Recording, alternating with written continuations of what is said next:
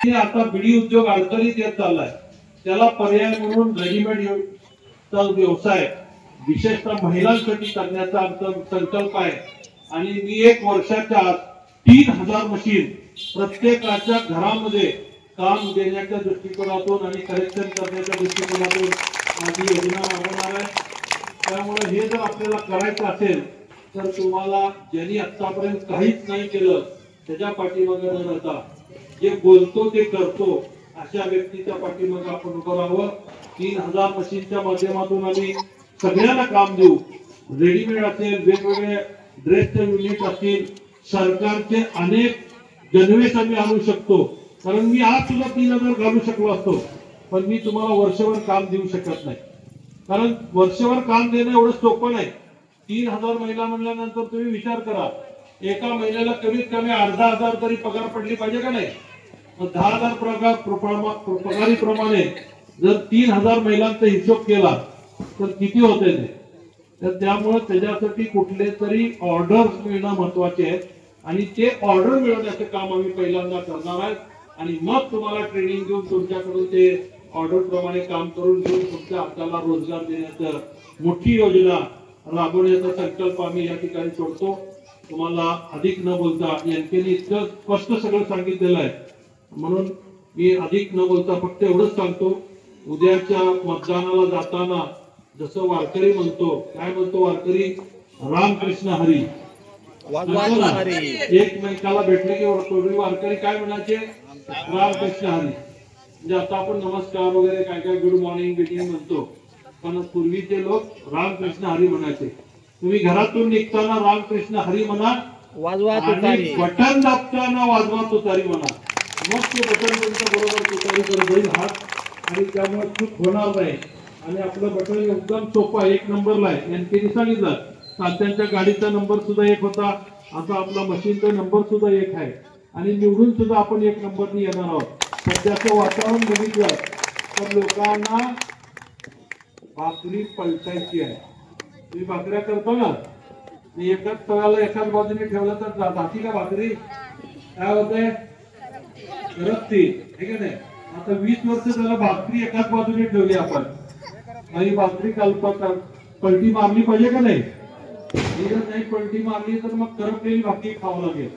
पलटी मारा, चांगली भाकरी मिळेल एवढी हमी देतो। सगळ्याला मनापासून शुभेच्छा देतो, दादा घेतो।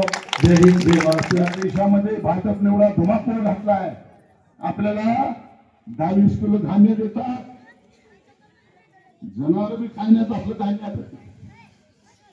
अंगणवाडीमध्ये सुद्धा लहान मुलांचं काय तांदूळ गहू डाळ मिक्स करून ते म्हशी बी खायला ते आम्हाला लेकरं खायला। म्हणजे एवढी वाईट परिस्थिती निर्माण झालेली आहे। आणि तुम्ही आम्ही अशा 1,500च्या वरवरच्या त्याला भुलून न जाता उद्याच्या निवडणुकीमध्ये चिन्ह यावेळेला आपल्याला नवीन आहे। यावेळेला चिन्ह अतिशय नवीन आहे। त्या चिन्हाचा प्रचार प्रसार महाराष्ट्रात झालाय, पण आपल्या थोडं सोलापूर शहर भागात थोडा कमी प्रमाणात झाला। आम्ही बहुतेक या ठिकाणी हाताला मतदान करणारी मंडळी आहे। या वेळेला हात आहे, हात आहे, हातात तुतारी आहे। तुतारी कशाने घेणार? त्यासाठी हात लागते। तेव्हा हातामध्ये तुतारी असलेल्या माणसाचं चिन्ह हे तुतारी आहे आणि ती तुतारी एकच नंबर, 1 नंबर नाही, एकच नंबर। कारण तात्या कोटीची गाडी या ठिकाणी फिरत होती, गाडीचा नंबर 000 एकच, महेशांच्या गाडीचा नंबर एकच, बरोबर महेशांचा नंबर एकच आणि निवडून येणार एक। आपण या सगळ्या गोष्टीचा साकल्याने विचार करूया। पुढे बरेच कार्यक्रम आहेत, आणखीन आपण बरेच बोलू। तेव्हा 20 तारखेला तुतारीला मतदान करा। आमच्या शशी सोनटक्केने सांगितलं की हे जे चालले आता काय बंदूक काय होत ते ओल्ड फायर का ओल्ड फायर काय तरी होतं ते आमचं 23 तारखेचा जल्लोष आहे असं आमचं शशी सोनटे. अण्णा तुम्ही वेळ दिला, आमचे मंडळाचे अध्यक्ष रोहन त्याच्या पायाला माती लागणे तो पळाला दिवसभर, तुम्ही वेळ दिला. मी सभा मागितली होती, मी डोबळे सर तुम्ही आम्ही म्हणून सभा करू मोठी जंगी, कारण लोकांना हे सगळं सांगितलं पाहिजे की किती चुकीचं आपल्याबद्दल चाललंय. परंतु काय असेना आपण आलात, वेळ दिलात आणि तुम्ही वेळ दिलात, आम्ही तुम्हाला मत देऊ ही संकल्पना करून या ठिकाणी मंडळाच्या अध्यक्षांनी विजयादशमीला आमच्याकडे मिरवणूक असते धम्मचक्र परिवर्तन दिनाची. या ठिकाणी आता सगळं बंद झाले वाहतूक भया चौक आणि भल्या चौकात, तर आम्ही मिरवणूक रद्द करून जेवण दिलं होतं. जेवण दिलं होतं, त्या जेवणाच्या वेळेला इच्छुक उमेदवारापैकी चेतन नरोटे आणि आमचे मित्र रॉकी बंगारे आले होते. आम्ही त्यांना त्या दिवशी आशीर्वाद दिला, तुम्हाला तिकीट मिळो, उभा राहा. आज त्यावेळेला एवढी माता भगिनी गरीब पुरुष मंडळी नव्हती. आज एवढ्या साक्षीला तथागत भगवान गौतम बुद्ध आणि आंबेडकरांच्या वतीनं तुम्हाला आशीर्वाद मिळेल की तुम्ही 23 तारखेला निवडून याल, अशी त्या बुद्धचरणी प्रार्थना करतो. आणि आपल्या सर्वांना घरात न बसता आजी माई ताई कोण कुटुंबी असू द्या, जवळ राम गावाला सगळ्यांना बोलवा. 20 तारखेला आपण तुतारीच्या समोरचं बटन दाबूया आणि अण्णाला निवडून आणूया, थोडी भंगाट मनामध्ये बांधून चालूया. एवढं त्या प्रसंगी बोलतो आणि या ठिकाणी म्हणतो जय भीम, जय बुद्ध, जय भारत.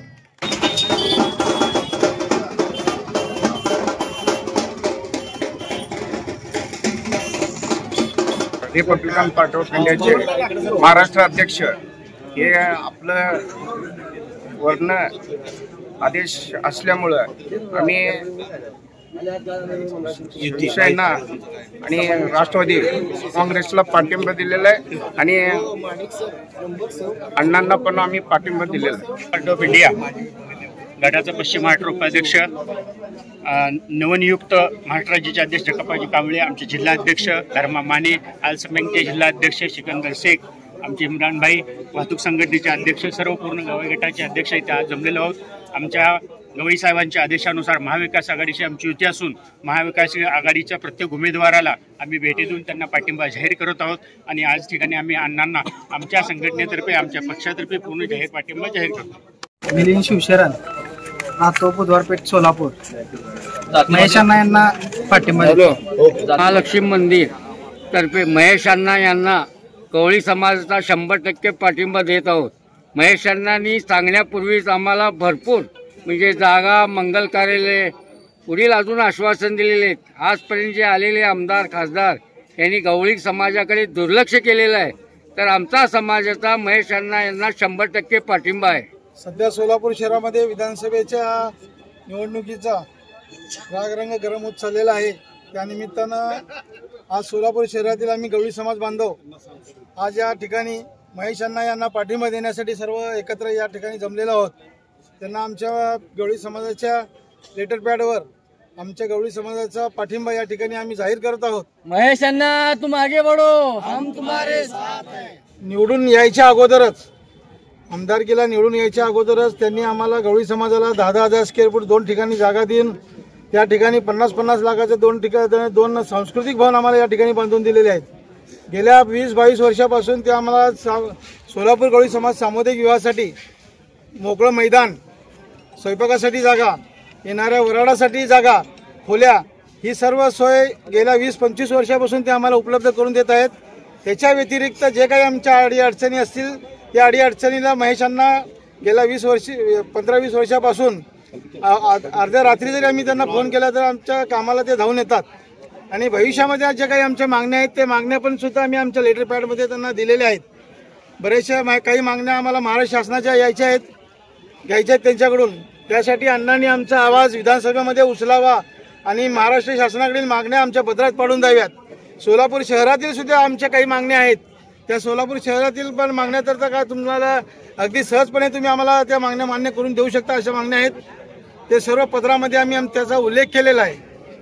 गेल्या 20 वर्षापासून एका आमदाराच्या मागे आम्ही विना मोबदला त्यांच्या मागे उभं राहिलो, पण त्यांनी 20 वर्षामध्ये 20 रुपयाचं सुद्धा गवळी समाजाचं काम केलं नाही, तर उलट गवळी समाजाच्या नगरसेविकेचं तिकीट कट करण्याचं काम महापाप त्यांनी या ठिकाणी केलेलं आहे.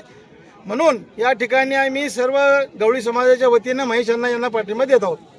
उत्तरमधून धनगर समाजाच्या वतीने सर्व महिलांकडून माननीय कोटे सरांना पूर्णपणे पाठिंबा आहे.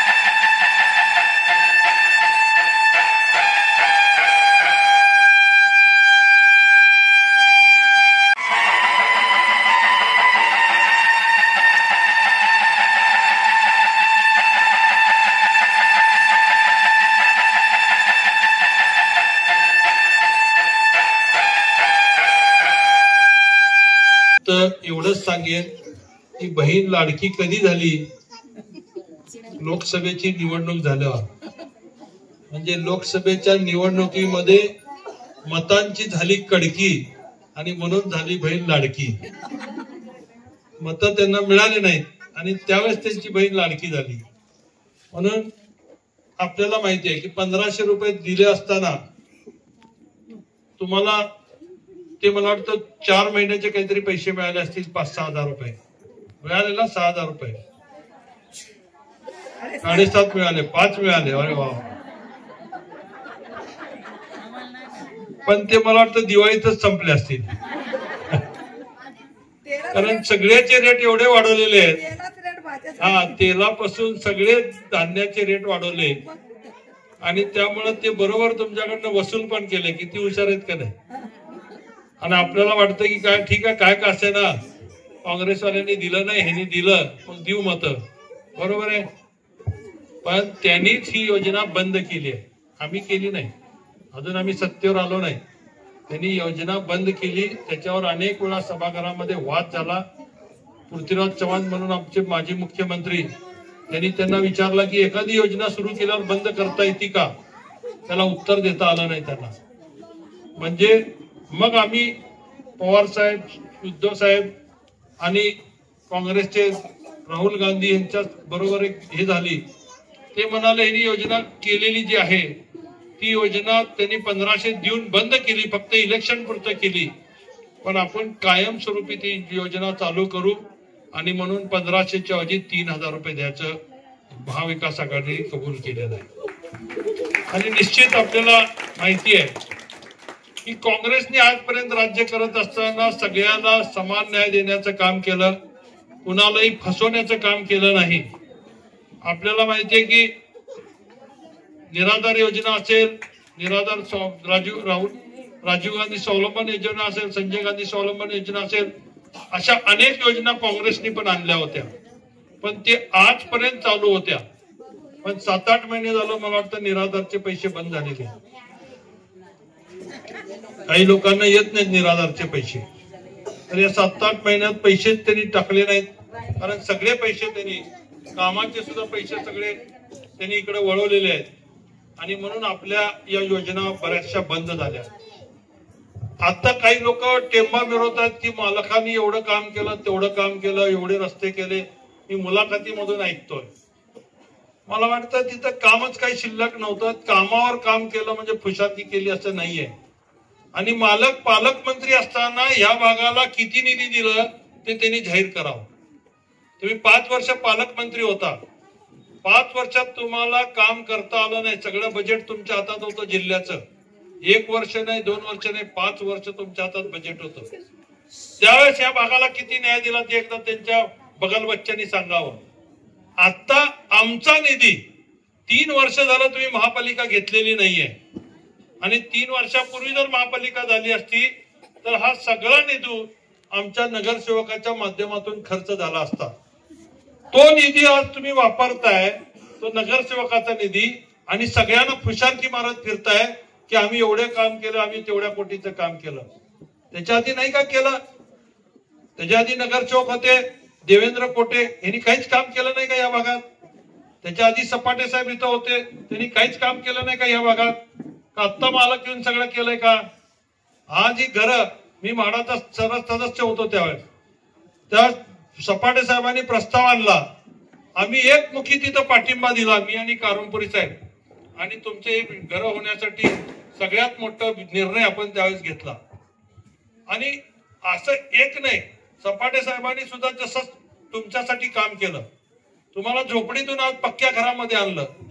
आज त्या झोपडीची किंमत काय होती आणि आज पक्क्या घराची किंमत काय, तुम्ही विचार करा। तुमची पत वाढवली का नाही सपाटे साहेबांमुळं? हे सगळं आपण विसरणार आहोत का? कुठं तरी कालचा एक आलेला शेपडा पोरगा उठतोय आणि म्हणतोय मी असं केलं आणि मी तसं केलं।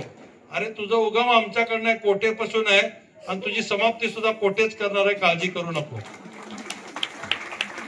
त्यामुळे अधिक बोलण्याची गरज नाही। त्यांनी काय असं वाटायला लागलं की जसं काय मुख्यमंत्री त्यांनी आहे,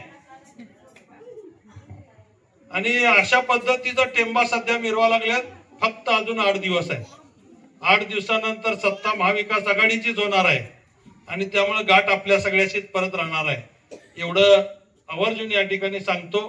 आणि अधिक न बोलता अजून या ठिकाणी 10च्या आत जवळजवळ 7 कार्यक्रम पूर्ण करायचे आहेत आणि त्यामुळे सगळीकडे जाणं किती अवघड आहे तुम्ही समजू शकता। त्यामुळे मी इथं यायला थोडंसं उशीर झाला, तुम्हाला बराच वेळ थांबावं लागलं, त्याबद्दल तुमची दिलगिरी व्यक्त करतो। परंतु कार्यक्रम एवढे सगळ्यांना वाटतं की मी सगळीकडे यावं, पण उमेदवार म्हणून सगळीकडे पोहोचणं शक्य नाही। 5 लाख पॉप्युलेशन आपल्या या भागाचं आहे, उत्तर मतदारसंघाचं 3.5 लाख मतदान आहे, त्यामुळे सगळ्या मतदारांपर्यंत मी पोहोचू शकत नाही। 5 लाख लोकांसमोर मी पोहोचू शकतो का एवढ्या कमी वेळात? आता तर 3 का 4 दिवस राहिलेले, या 4 दिवसात मी पोहोचू शकत नाही। मी आलेल्या सगळ्या आमच्या भगिनी असतील, आमचे बंधू असतील, त्यांना विनंती करतो की माझ्या वतीने आता हे 4 दिवस तुम्ही काम करा। तुमच्यासाठी पुढचे 5 वर्ष मी तुमच्यासाठी ज्या पद्धतीने बीडी घरकुलला न्याय दिला, ज्या पद्धतीने सपाटे साहेबांनी तुमच्या कच्च्या घरातून पक्क्या घरात आणण्याचं काम केलं, तसं सगळ्या उत्तर सोलापूरच्या लोकांच्या इथल्या ज्या झोपड्या आहेत ते काढून पक्के भरं बांधण्यासाठी मी कटिबद्ध राहीन, एवढं सांगतो। महिलांसाठी विशेषतः आमच्या, मी ज्या भागातून निवडून जातो ते बीडी घरकुल भाग, आज बिड्या कमी होत चाललेल्या आहेत, त्यामुळे त्यांचं जे घर चालत होतं ते बिडीवर चालत होतं। त्यामुळे त्यांच्यासाठी मी योजना करत असताना उत्तर सोलापूरमध्ये सुद्धा ती योजना पूर्ण करणार आहे। जवळजवळ 3000 मशीन त्या ठिकाणी मी आणण्याचा, 3000 मशीन प्रत्येक वस्तीमध्ये 5-5, 10-10 मशीन बसवून त्या ठिकाणी 3000 मशीनचं नेटवर्क या उत्तर सोलापूरमध्ये बसवणार आहे आणि त्याच्या माध्यमातून लोकांना, महिलांना घर बसल्या काम देण्याच्या दृष्टीने माझं प्रयत्न राहणार आहे. याशिवाय बऱ्याचशा योजना आहेत, जसं आपल्या युवक आज सोलापूर सोडून बाहेर चालले, त्यांच्यासाठी IT पार्क असेल, वेगवेगळे उद्योग असतील, हे सक्षमीकरण करण्यात 20 वर्ष त्यांना संधी दिली, त्यांनी काही केलं नाही. जे तुम्ही साक्षीदार आहात. मला फक्त एकदा संधी देऊन दाखवा, नाही जर केलं तर राजकारण सोडून देतो. यस, तुमचा सगळ्यांचा आशीर्वाद असल्यावर मी 100% निवडून येणारच आहे. त्यामुळे तुम्ही मला एकदा काम करायची संधी द्याल. पण तुम्ही सगळे समजदार आहात आणि आपल्या भागात मॅक्झिमम वारकरी लोक आहेत ना, वारकरी सगळे एकमेकाला भेटल्यावर काय म्हणतात? रामकृष्ण हरी. मग तुम्ही घरात नाही निघताना रामकृष्ण हरी म्हणा आणि मशीनच्या तिथं जाऊन म्हणा वाजवा तुतारी आणि तुतारीचं बटन दाबा. एवढं आपल्याला विनंती करतो आणि अधिक न बोलता मनापासून सगळ्यांना शुभेच्छा देतो. निश्चित तुमच्या मताशी प्रामाणिक राहील, तुमच्या मताशी गद्दारी करणार नाही, एवढी हमी या निमित्ताने देऊन